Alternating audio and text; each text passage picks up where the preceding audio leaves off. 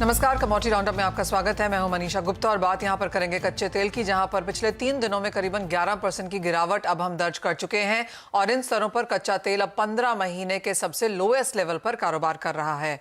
साथ ही बात करेंगे सोने चांदी की, यहां पर सपोर्ट जारी है और आपको बता दें कल न्यूयॉर्क सेशन में एक समय पर हमने $1940 तक के हाईज भी बनते हुए देखे थे, यानी कि अब हम $100-150 दूर हैं यहां पर ऑल टाइम हाई से। और जिस तरह की मूवमेंट पिछले 15-20 दिनों में देखने को मिली है, इन स्तरों पर क्या करना चाहिए उसका भी करेंगे विशेषज्ञ। साथ ही बात करेंगे खाने के तेलों के इंपोर्ट की, जहां पर फरवरी के महीने में यहां पर इंपोर्ट्स में हमने अच्छी खासी गिरावट आते हुए देखी है। क्या है इन सब के मायने, ये सब बताने के लिए हमारे साथ हैं केडिया कमोडिटीज के अजय केडिया और कोटक सिक्योरिटीज के रविंद्र राव। कच्चे तेल पर बात करने के लिए हमारे साथ हैं एनर्जी एक्सपर्ट नरेंद्र तनेजा, और उसके बाद हम ब्रेक के बाद बात करेंगे solvent extractor association of India के ईडी डॉक्टर बीवी मेहता से भी। लेकिन पूरा फोकस फिलहाल यहां पर कच्चे तेल पे डालेंगे, जहां पर गिरावट थमती नहीं नजर आ रही। अगर इस साल की ही बात करें तो हमने $88 का हाई बनाया है और उसके बाद अब $74 के लो के साथ कारोबार है। कल रात न्यूयॉर्क सेशन में 73.5 तक भी हमने यहां पर लेवल्स जाते हुए देखे थे, तो अच्छी खासी मुनाफा वसूली है। लॉन्ग लिक्विडेशन आता हुआ नजर आया है और डॉलर में जो हल्की सी तेजी आई है उसका भी असर यहां पर प्राइसेस में है। मिस्टर तनेजा, आपसे पहले जानना चाहेंगे कैसे देखते हैं इतनी बड़ी मुनाफा वसूली को, और हमें याद है आपने लास्ट टाइम कहा था कि 75-95 के बीच में यहां पर कच्चे तेल में कारोबार रह सकता है। अब जिस तरह की गिरावट है, आपको लगता है 70 की पॉसिबिलिटी आने वाले कुछ दिनों में बनती हुई दिखती है? देखिए, अगर तेल का आप इतिहास उठा करके देखते हैं तो तेल में इस तरह की गिरावट और उसी रफ्तार से बढ़ोतरी वो आती है, क्योंकि जो मार्केट है उनका, जिस मार्केट को लेके ये चलता है, जो सेंटिमेंट्स हैं तेल के, वो बहुत ज्यादा फ्रेजाइल होते हैं, बहुत ज्यादा सेंसिटिव होते हैं। अब कुल मिला के तेल इस बात को लेकर के, जो ऑयल मार्केट इस बात को लेकर थोड़ा परेशान है कि अमेरिकी बैंकिंग व्यवस्था में क्या हो रहा है। इससे जो वहां मंदी थी, क्या मंदी की रफ्तार में तेजी आ जाएगी, या मंदी धीरे धीरे थोड़ा सा जो है, अमेरिका मंदी से बाहर निकल रहा था वो बरकरार रहेगा। दूसरा, स्विट्जरलैंड के बैंक को हमने देखा, उसको लेकर के, क्रेडिट स्विस को लेकर के वो भी काफी परेशान है, क्योंकि तमाम ट्रेडिंग जो ऑयल की होती है वो स्विट्जरलैंड के मार्फत होती है, मतलब करेंसीज वहां की साथ साथ उनके प्लेटफॉर्म्स को यूज किया जाता है। और बहुत बड़े बड़े ट्रेडर्स जो हैं, दरअसल वो ज्यूरिख से और जिनीवा से काम करते हैं, दुबई और अन्य जगहों के अलावा। दूसरा, हमने ये देखा ईरान और सऊदी अरब की जो डील हुई है, इसको लेकर के मार्केट काफी थोड़ा परेशान है। मार्केट को ये लग रहा है कि जो ईरान का तेल है पूरी तरीके से बाजार में नहीं आ रहा था, खासतौर से चाइना वगैरह इसको खरीद रहे थे, क्या वो अब सऊदी अरब के मार्फत या सीधा अंतर्राष्ट्रीय बाजार में आने लगेगा? अगर ऐसा होता है तो फिर उसकी कीमतों में क्या होगा? कुल मिलाकर क्या सप्लाई साइड जो है वो ज्यादा स्ट्रांग हो जाएगी, डिमांड तो उस हिसाब से हो नहीं पाएगी। तो ये ले तीसरा, जो चाइना एक बहुत बड़ा फैक्टर है ही है। एक तरफ तो तनाव है, दूसरा ये है कि शायद चाइना की जो रिकवरी है, जितना माना जा रहा था, शायद उतनी तेजी से ना हो पाए। तो ये कई कारण हैं, और जैसे मैंने कहा कि जो ग्लोबल ऑयल मार्केट्स हैं वो बहुत ही फ्रेजाइल होती हैं, उनके जो रिएक्शन होते हैं वो भी फ्रेजाइल होते हैं, हमको समझना होगा। इसी कारण ये हमने देखा, कोई ताज्जुब की बात नहीं होगी तेल जो है वो $70 पहुंच जाए, और कोई बड़ी बात नहीं होगी 68 भी टच कर जाए, लेकिन वहां टिकेगा नहीं, टिकेगा नहीं। जो एवरेज है वो एवरेज वापस 80 के आसपास ही आएगा। नरेंद्र तनेजा जी, जो भी सपोर्टिव फैक्टर्स की हम बात कर रहे हैं कच्चे तेल में, वो ज्यादातर चीन की डिमांड को लेकर है, जो भी माना जा रहा है कि सेकेंड हाफ इस साल में देखने को मिलेगा। आप क्या देख रहे हैं चीन डिमांड ग्रोथ को वापस लौटता हुआ इस साल में? रशिया का इंपैक्ट कैसा रह सकता है? और जो इंडियन डिमांड है फिलहाल, जहां पर रशियन इंपोर्ट काफी स्ट्रांगली है, यहाँ पे क्या नंबर्स बनते हुए दिखेंगे? देखिए, अगर आप चाइना का कुल मिलाकर के देखा जाए, जिस हिसाब से चाइना बहुत सोच समझ के चलता है, चाइना बड़ी लॉन्ग टर्म थिंकिंग के साथ चलता है। उन्होंने अपना देश को खोला है, टूरिस्ट भी परसों से वापस आना शुरू हो गए हैं। भारत के तमाम टूरिस्ट कल चाइना पहुंचे, जो कि बहुत सोच समझ के चाइना जाते हैं। और दूसरी तरफ हमने ये देखा है कि जो रशियन ऑयल है उसको लेकर के कुल मिलाकर के अमेरिका, पश्चिम के सैंक्शंस के बावजूद उस पर कोई रोक नहीं लगा रहे हैं, तो अर्थात वो तेल आता रहेगा। पेमेंट का जो व्यवस्था है उसमें भी अब ये ऐसा लग रहा है कि भारत और रूस जो है वो शायद रुपये के प्लेटफॉर्म बना रहे हैं, और रुपए के माध्यम से जो है पेमेंट शुरू हो जाएगा। दूसरा, पेमेंट के कई चैनल्स अभी खुले हुए हैं जिसमें हार्ड करेंसी में भी रूस को पेमेंट जा रहा है, जिसकी बात कल ही जो है भारत सरकार की तरफ से कुछ लोगों ने करी है। तो मुझे ऐसा लगता है कि ये, और दूसरी तरफ जैसे मैंने कहा कि जो डिमांड ओवरऑल है, भारत की अर्थव्यवस्था, कई अन्य देशों की अर्थव्यवस्था, कुल मिलाकर के उसमें ऐसा कोई भी संकेत नहीं है, कोई ऐसी आशंका नहीं है कि उसमें कोई गिरावट आ जाएगी। तो डिमांड, ऐसा नहीं कि डिमांड बहुत तेजी से बढ़ेगी, लेकिन धीरे धीरे डिमांड बढ़ रही है। भारत में डिमांड बहुत अच्छी तरीके से बढ़ रही है। अमेरिका में भी जो है डिमांड में इससे ये जो बैंकिंग क्राइसिस से डिमांड में कोई फर्क आएगा, अभी ऐसा नजर नहीं आता। तो मुझे लगता है मार्केट, जैसे मैंने कहा कि ऑयल मार्केट के सेंटिमेंट्स को हमने अलग तरीके से देखना चाहिए। बहुत प्रेजाइल और एक्स्ट्रा सेंसिटिव होते हैं वो। इसका मतलब ये नहीं है कि डिमांड डिस्ट्रक्शन हो रहा है या तेल की वो कम हो जाएगी, वो बहुत वापस $30 पहुंच जाएगा। आपको याद होगा कोविड के टाइम में ओमिक्रॉन जब वेरिएंट आया था, तब भी तेल की यही कीमत थी, लेकिन उसके बाद वापस चली गई थी। ये थोड़ा इंतजार करिए, सस्ता होगा और भी नीचे जाएगा, लेकिन वहां टिकेगा नहीं। अब $80 के आसपास ही तेल घूमना चाहिए। फंडामेंटल्स जो है, demand, supply, geopolitical, OPEC, non OPEC, OPEC plus Russia, सब जो मिला के एक टोकरी में आप डाल के देखते हैं तो 80 के आसपास ही तेल चलेगा। नीचे जाएगा, बहुत नीचे भी जा सकता है, 100 भी जा सकता है, लेकिन एवरेज अगर आप 80 का लेके चलते हैं तो आप you are on a very sure footing. जी रविंद्र, इनफैक्ट एक चीज तो क्लियर है मिस्टर तनेजा की बात सुनकर भी कि एक बड़ी वॉल्टिलिटी के लिए आगे भी तैयार रहें, और $80 ऑन एन एवरेज भाव की बात कर रहे हैं। अगर आप तमाम ब्रोकरेज हाउसेस की राय देखेंगे तो $88, $90, $93 ऑन एन एवरेज एक लेवल वो ब्रेंड का प्रेडिक्ट कर रहे हैं फॉर 2023। आपका क्या व्यू है रविंद्र क्रूड पर? क्या रेंज आप एक्सपेक्ट करें और क्या सजेशंस आप दे रहे हैं अपने क्लाइंट्स को इन स्तरों से? Good morning Deepali. मेरे हिसाब से जैसे तनुजा जी ने बताया, मेजर फैक्टर्स उन्होंने बताया है। सिर्फ एक आई थिंक सपोर्टिंग फैक्टर इसमें ये हो सकता है कि जो स्ट्रेटेजिक रिजर्व है यूएस का, वो अभी बढ़ना शुरू हो सकता है, क्योंकि इट इज ट्रेडिंग, अगर WTI की बात करें तो WTI $70 के नीचे ट्रेड कर रहा है। और अगर प्राइस एक्शन देखें तो मेरे हिसाब से $65 से $64 का जो सपोर्ट है वो एक काफी स्ट्रॉन्ग सपोर्ट है, जो कि एक 252 डे मूविंग एवरेज का सपोर्ट है। उसे हमें लगता है कि प्राइस रिस्पेक्ट करेगा। कल भी ये प्राइस दिखा था, it came down till 65, then उसके बाद एक रिकवरी आई थी वहां से, और अभी करीब $68 के आसपास चल रहा है क्रूड। तो मेरे हिसाब से 65 से अगर मैं थोड़ा सा क्वेश्चन लूँ तो $64 एक बहुत स्ट्रॉन्ग सपोर्ट होगा।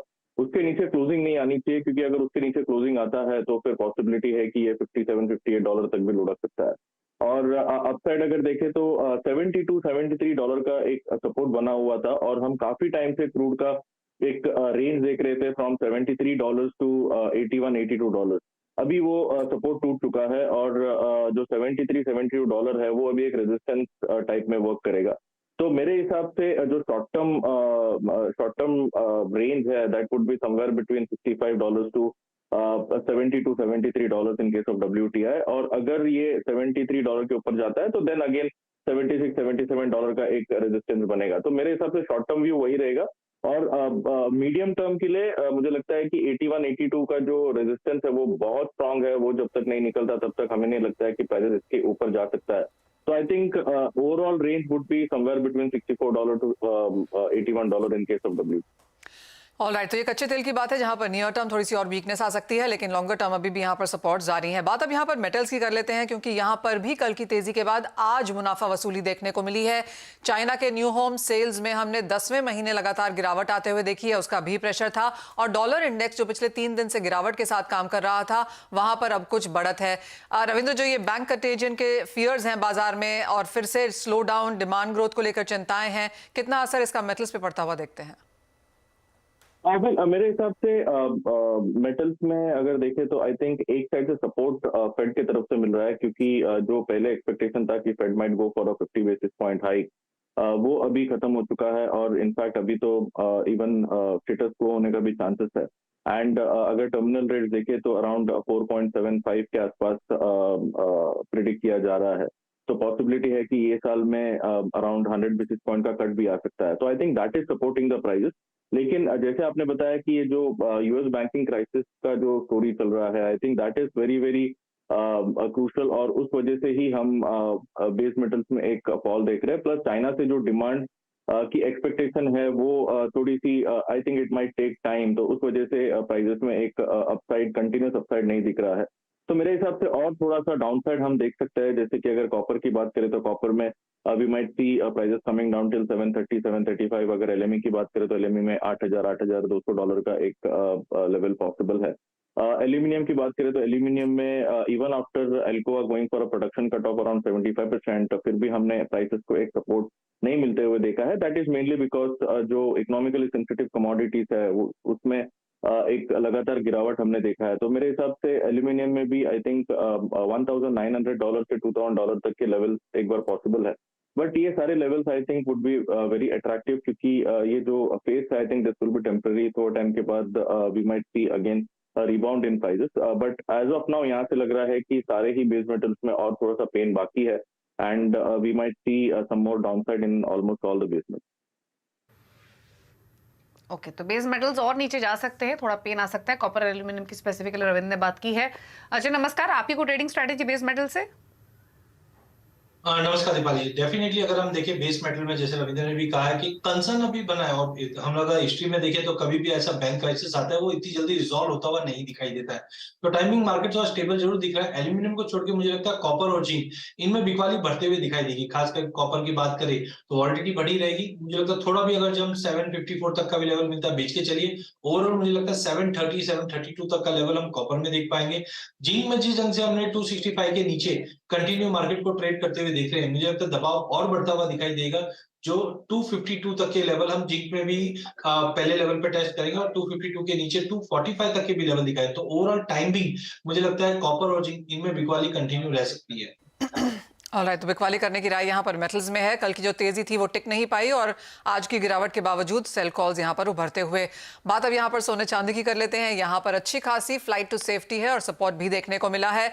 अजय, कैसे देखेंगे करंट गोल्ड के प्राइसेस को?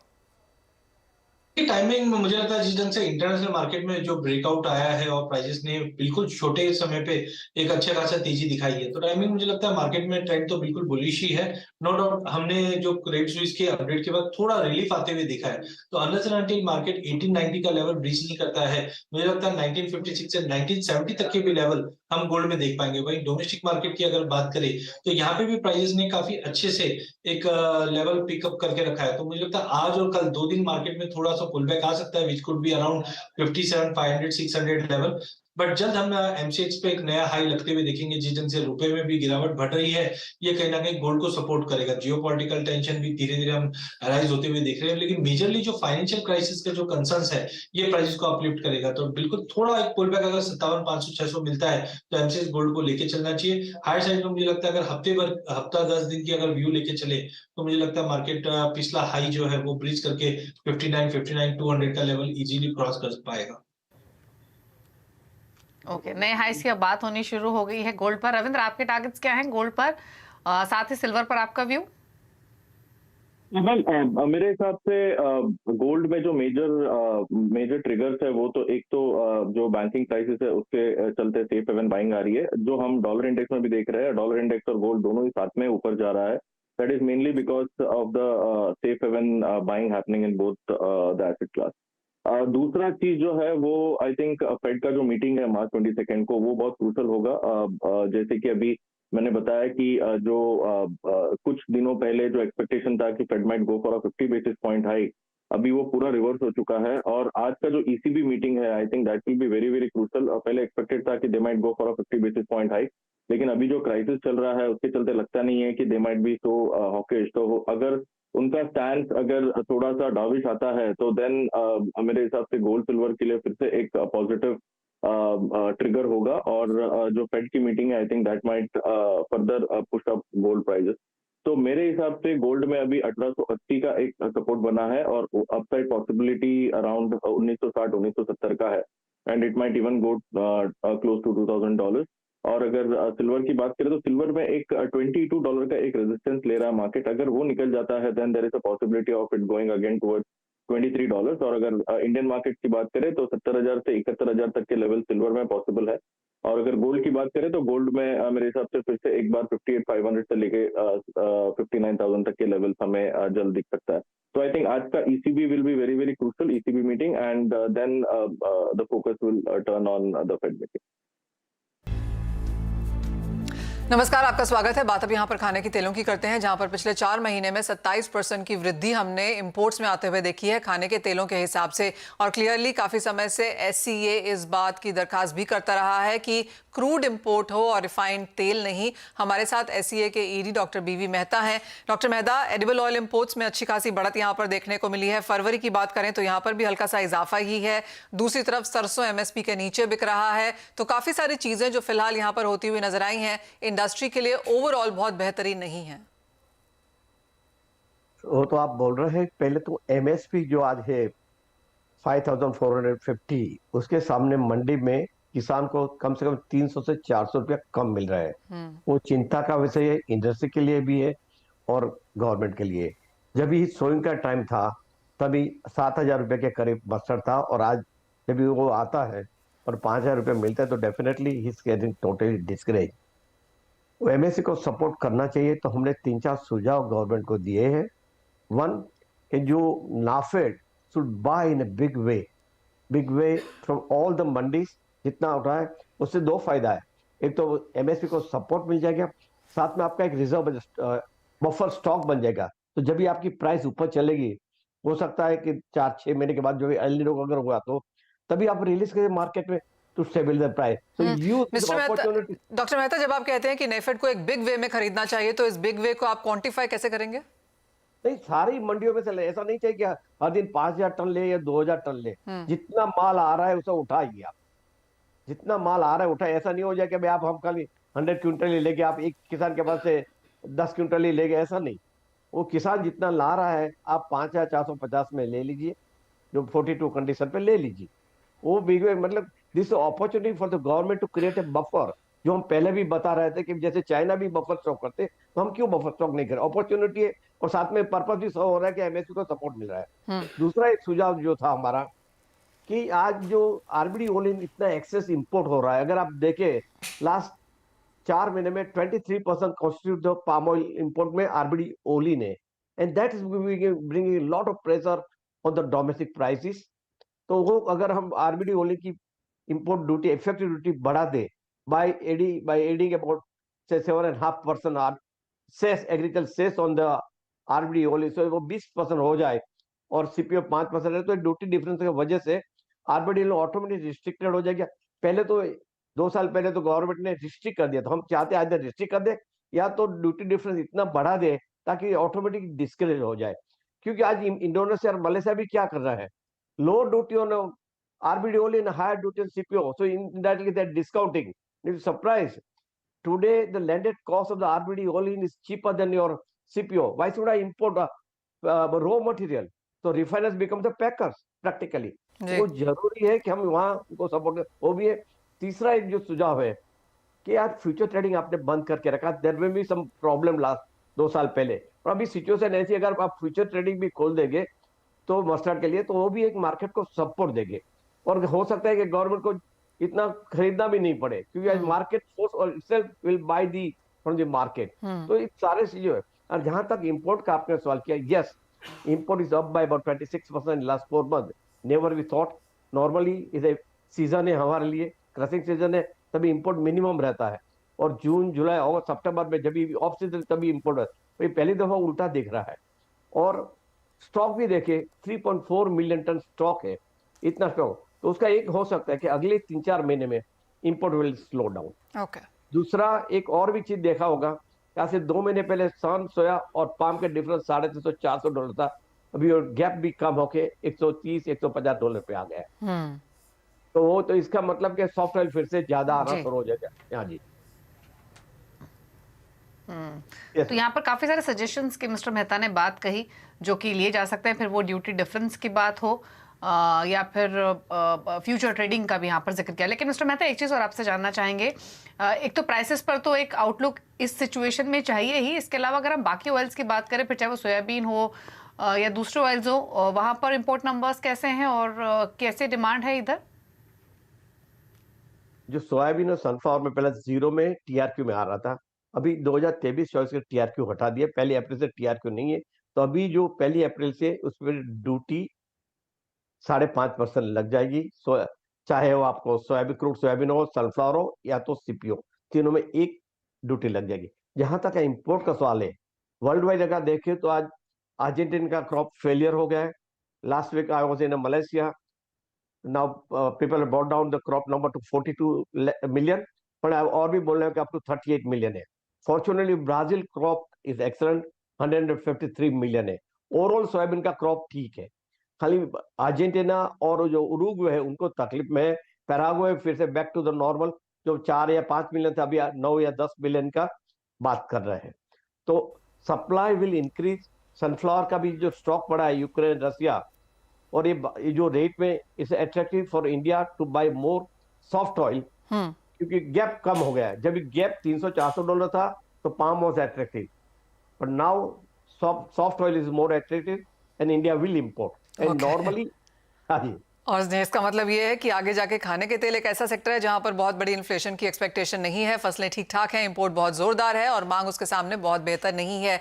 एक जो चिंता इन केस है अजय, और ये सवाल आपसे है, आज सुबह अगर आप मुंबई में होते तो आपको पता चलता कि किस तरह की बारिश के साथ हम यहाँ पर उठे हैं, और माना यह जा रहा है कि काफी सारे कंट्री के पार्ट्स में यहाँ पर बारिश ओले पड़ने की उम्मीदें हैं, फसल अभी भी पूरी तरह से नहीं निकली है। कैसे देखते हैं आप ये जो वेदर कंसर्न्स हैं, इसका इम्पैक्ट काफी सारी फसलों पर?